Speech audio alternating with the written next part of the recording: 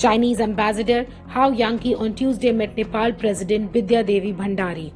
This meeting comes 2 days after the president signed off on Prime Minister KP Sharma Oli's recommendation to dissolve the lower house of the parliament, leading to the split in Nepal's Communist Party.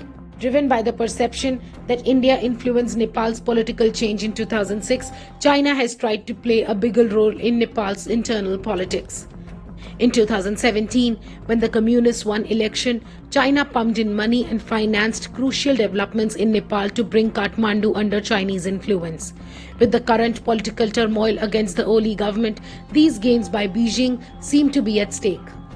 To try and avert the split, Chinese leadership has lobbied hard to retain their influence and sent Hao to convince the two sides to patch up. However, after Beijing indicated that it wasn't averse to a change of prime minister if it keeps the Communist Party intact, Hao's efforts for reconciliation have been ineffective.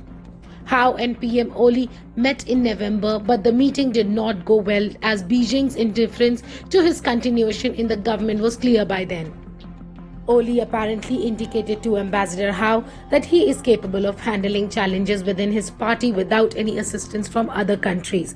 The power tussle between PM Oli and Prachanda is deep-rooted and has intensified over the last several months after Prachanda accused the Prime Minister of violating their power-sharing pact. The Himalayan states' political development will impact the geopolitics in Asia, especially India and China.